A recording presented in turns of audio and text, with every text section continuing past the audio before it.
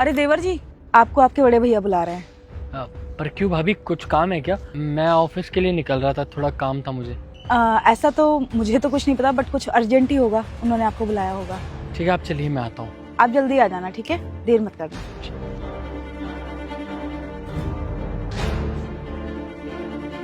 कहाँ चल दिए? ऑफिस जा रहे थे ना, तो जाओ ऑफिस। वहाँ कहाँ जा रहे हो? वो भैया ने बुलाया, भाभी आई थी, कह रही थी काफी अर्जेंट है कुछ। उन्होंने तुम्हें बुलाया और तुम चल दिए। तुम्हें ऑफिस भी जाना है ना, लेट नहीं हो रहा? और तुम्हें पता है ना आज हमारी एनिवर्सरी है, तो ऑफिस से जल्दी भी आना है। तो तुम एक काम करो, ऑफिस जाओ, उनके चक्कर में मत पड़ो। अरे वर्षा, भैया ने बुलाया, कुछ काम होगा ना, वरना भाभी घर के बाहर तक क्यों आती मुझे बुलाने के लिए? बस 5 मिनट लगेंगे। अरे उन्हें कोई काम वाम नहीं है, उनको ना आदत हो गई है राजा की तरह बैठ के खाने की। उन्होंने हमें नौकर समझ रखा है, इसलिए तुम्हें हमेशा काम के लिए बोलते रहते हैं। तुम ऑफिस जाओ जल्दी और जल्दी आना शाम को। तुम्हें ना उनकी चिंता करने की बिल्कुल भी जरूरत नहीं है। मैं कुछ भी बोल के टाल दूंगी, तुम ऑफिस जाओ। वर्षा, ऐसे नहीं होता है ना, बड़ों की बात नहीं टाली जाती है। एक बार सुन लेता हूँ क्या कह रहे हैं, क्या पता कुछ काम की बात हो। 2 मिनट की बात है, मैं आता हूँ। मेरी तो एक नहीं सुनते, इनका ना बस यही लगा रहता है, भैया भाभी भैया भाभी। मैं उनकी बीवी हूँ, मेरी तो सुनते ही नहीं है। बस 24 घंटे उनके चरणों में पड़े रहना है।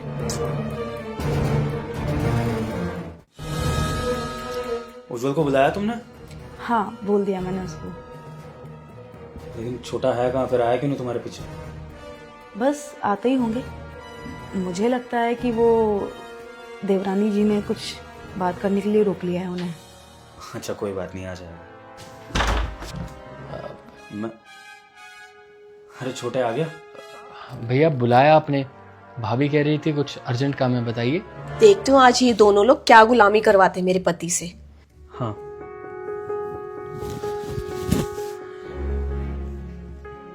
इधर आ। ये ले, तेरी एनिवर्सरी के लिए कुछ पैसे। आज बहू और तू जाके सेलिब्रेट करो, किसी अच्छी जगह खाने पीने जाओ। बहू के लिए अच्छे से कपड़े खरीद, उसको अच्छे से मॉल वगैरह में लेके जा और दोनों खूब एंजॉय करो। ये ले। भैया इसकी ज़रूरत नहीं है, मेरे पास पैसे रखे हैं, मैं उससे उसको कुछ दिलवा दूंगा और खिला पिला दूंगा। खाक पैसे हैं तेरे पास? अपने भाई से झूठ बोलता है। तेरा बड़ा भाई अच्छे से जानता है कि तेरी नौकरी जा चुकी है। हाँ, और तुझे क्या लगा छोटे, अगर हमारी शादियां हो गई हैं, हमारे घर में बीवियां आ गई, हमारी गृहस्थी बस गई है, तो क्या भाई भाई आपस में एक दूसरे के बारे में नहीं सोचेंगे? बचपन से तेरा ध्यान रखा है छोटे, और पापा के जाने के बाद ये वादा किया था कि तेरा ख्याल वैसे ही रखूंगा जैसे वो रखते थे। तो फिर तू ये कैसे सोच सकता है कि अगर छोटे भाई पे कोई मुसीबत आ गई है तो बड़ा भाई चुपचाप देखता रहेगा, उसको कुछ पता नहीं लगेगा? माना कि शादी के बाद हमारे बीच में थोड़ी दूरियां हो गई हैं, रेगुलर बात नहीं करते हम लोग, लेकिन इसका मतलब ये नहीं है कि मुझे तेरी होश खबर नहीं है कि तेरी लाइफ में क्या चल रहा है। अच्छे से जानता हूँ। जॉब नहीं है ना तेरे पास, रोज़ बहू को झूठ बोल के जाता है कि जॉब पे जा रहा है और नई जॉब ढूंढने जाता है, जो कि मिलती भी नहीं है। देख छोटे, ये तो हमारे संस्कार हैं कि तू मेरे सामने हाथ नहीं फैला रहा, और आज भी तू इतनी खुददारी दिखा रहा है कि तू मुझसे ये पैसे नहीं ले रहा। लेकिन छोटे, हम बड़े हैं तेरे, और हमारा फ़र्ज़ है कि जब छोटे को हमारी ज़रूरत हो तो हम आगे आए। तो इसलिए छोटे, तू इन पैसों के लिए मना नहीं करेगा। ये पैसे रख और अपनी एनिवर्सरी अच्छे से मना। तो इसलिए मैं चाहता हूँ छोटे कि तू ये पैसे रख। वैसे भी अब तू अपने भाई को अपनी मुसीबतों के बारे में तो बताएगा नहीं, तू तो अपना फ़र्ज़ निभाएगा नहीं, तो बड़ा भाई अपना फ़र्ज़ निभा ले। ले पकड़ पैसे। देवर जी, आपके भैया को ना एक बात बहुत चुभी। आपकी जॉब चली गई और आपने हम दोनों को बताना ज़रूरी नहीं समझा, और ये बात मुझे बाहर के बंदे से पता लगी, तब मैंने आकर इनको बताया। हम आपके अपने हैं, कम से कम आप हमें तो बता सकते थे। छोटे, मैं जानता हूँ कि बहू को हम भाइयों का रिश्ता पसंद नहीं है। वो नहीं चाहती है कि हम दो परिवारों के बीच में कोई मेल जोल रहे, कोई बातचीत रहे। लेकिन मैं इसमें बहू की भी गलती नहीं मानता। वो नए ज़माने की बहू है, उसके नए ख्यालात हैं, और ये चीज़ें अक्सर घरों में होती रहती हैं। लेकिन इसका मतलब ये नहीं है कि बहू के लिए हमारे दिल में कोई नफ़रत है, और तेरे लिए तो कभी नफ़रत आ ही नहीं सकती छोटे। तेरे लिए तो बड़े भाई की जान भी हाजिर है। देख छोटे, जो बहू कर रही है वो उसका स्वभाव है, लेकिन हमारा स्वभाव है अपने छोटों का ख्याल रखना, और वो हम रखेंगे। तू भले ही बहू को सबके बारे में मत बताइयो, तू बहू को ये बता दियो कि ये पैसे तुझे कहीं बाहर से उधार मिले हैं। लेकिन छोटे, ये पैसे लेने से मना मत कर।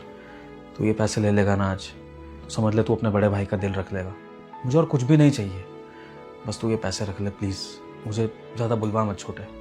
भैया रहने देते हैं ना पैसे, आपने इतना सब कुछ कह दिया, मेरे लिए उतना ही काफ़ी है। वरना कौन भाई शादी के बाद अपने छोटे भाई के लिए इतना सब कुछ करता है। और भाभी पराए घर से आकर मुझे अपने भाई जैसा प्यार करती है। आज के ज़माने में ऐसी भाभी कहाँ मिलेगी। और भैया मैं मानता हूँ शादी के बाद चीज़ें काफ़ी बदल गई। हम पहले की तरह अब बातें नहीं करते हैं, ना हमारा उतना मिलना जुलना होता है। ये चीज़ें मैं भी फील करता हूँ, मुझे भी बुरा लगता है। और ऐसा लगता है कभी कभी फंस गया हूँ, कुछ समझ ही नहीं आता, उलझनों में उलझा पड़ा हूँ। सॉरी भैया। कोई बात नहीं छोटे, मैं सब समझता हूँ।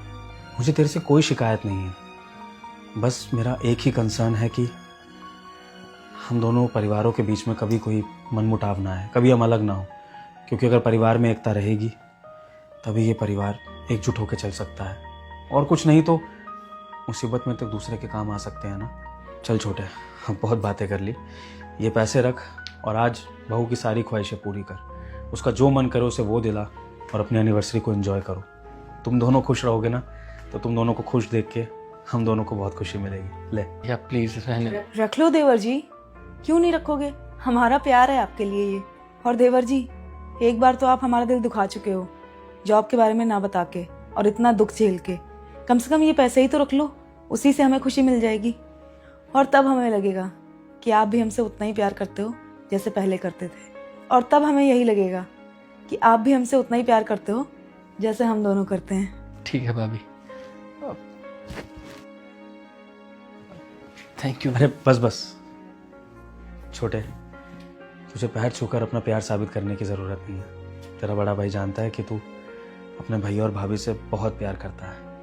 बस हमारी तो यही दुआ है कि जो प्यार तेरे दिल में हमारे लिए है, थोड़ा सा प्यार बहू के दिल में भी हम दोनों के लिए जग जाए, तो ऐसा लगेगा कि सच में हमारी बहू में वापस मिल गई है और हम एक सास ससुर होने का भी सुख ले पाएंगे। क्यों जी? मैं चलता हूँ। ठीक है छोटे, ख्याल रखियो।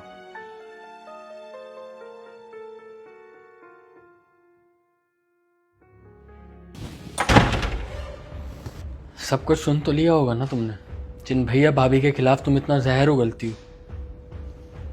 आज उन्होंने हमें हमारी एनिवर्सरी सेलिब्रेट करने के लिए पैसे दिए। अब बताओ, अब भी मेरे भैया भाभी तुम्हें बुरे लगते हैं? हाँ उज्जवल, मैंने सब सुन लिया। भैया भाभी हमें कितना प्यार करते हैं और मुझे तो भैया सगी बहन से ज़्यादा प्यार करते हैं।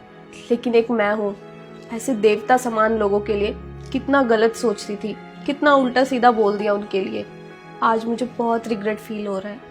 उज्जवल प्लीज़ मुझे माफ़ कर दो, आइंदा से मैं ऐसी गलती कभी नहीं करूँगी। यही तो मैं हमेशा से तुम्हें समझाना चाहता था, लेकिन एक तुम हो जो अपने मन में कड़वाहट लेकर बैठी हुई हो। मुझे लगता है एक लड़की जब तक ससुराल में बहू बनकर रहेगी तो उसको कोई अपना लगेगा ही नहीं उस ससुराल में। और जब वो बहू एक बेटी बनकर रहना शुरू कर दे ससुराल में, तब उसे सारे अपने लगने लगेंगे। छोटी सी बात है लेकिन गहरी है। होप करता हूँ तुम समझोगी। हाँ, मैं खुद भैया भाभी से जाके माफ़ी मांगूंगी। कोई बात नहीं, छोड़ो ये सब। देखो भैया भाभी ने पैसे दिए हैं और कहा है कि अच्छे से ना एनिवर्सरी सेलिब्रेट करना, और अपनी गाड़ी की चाबी भी दी है। तो एक काम करो, ये पैसे तुम रखो, मैं जल्दी से जाता हूँ, इंटरव्यू देकर आता हूँ नई जॉब के लिए। फिर हम चलते हैं बाहर किसी अच्छी जगह डिनर करने। रखो।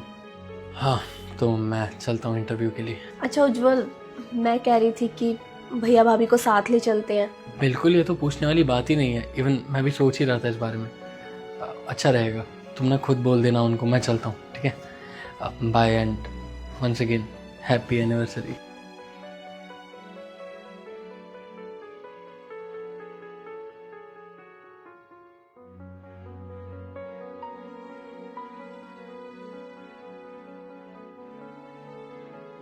दोस्तों, परिवार की बागडोर बड़ों के हाथ में होती है, तो इसलिए अगर छोटे राह भटक जाएं तो बड़ों का सही फर्ज है छोटों को सही राह पर लाना। अगर आपको हमारी वीडियो का संदेश अच्छा लगा हो तो हमारी वीडियो को लाइक करिए, शेयर करिए और कमेंट सेक्शन में आपको वीडियो कैसी लगी ये ज़रूर बताइएगा। Thank you so much.